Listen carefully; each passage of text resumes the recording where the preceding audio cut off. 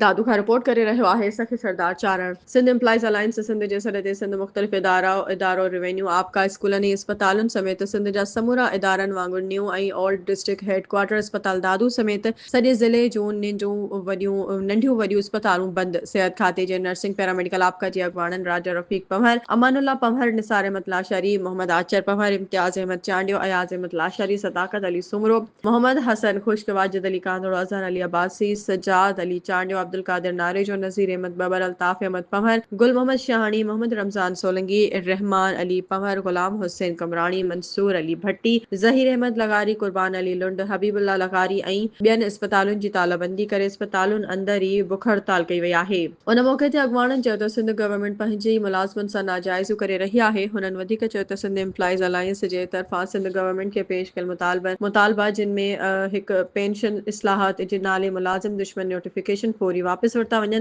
ॿियों, सिंध जी ग्रेड 1 खां ग्रेड 22 ताईं जे सभिनी मुलाज़िमनि खे 50% DRA ॾिनो वञे। टियों, सिंध जे ग्रेड 1 खां ग्रेड 22 ताईं जे सभिनी मुलाज़िमनि जी पघार में 70% इज़ाफ़ो कयो वञे। 4, हेल्थ जे टेक्निकल स्टाफ जो सर्विस स्ट्रक्चर समेत हेल्थ जे मुलाज़िमनि जा जाइज़ मसइला। 5, ॿियनि सूबनि वांगुरु सिंध जे मुलाज़िमनि खे ग्रुप इंश्योरेंस ऐं बेनुलेंट फंड रिटायरमेंट वक़्तु अदा कया वञनि, फौरी तौर ते हल कया वञनि। अॻवाननि वधीक चयो त सिंध जे मुलाज़िमनि जो मुआइशी क़त्लेआम बंदि कयो वञे, न त सॼी सिंध जे मुलाज़िमनि जो समुंड 6 अक्टूबर ते बिलावल हाउस आॾो धरणो हणी वेही रहंदा।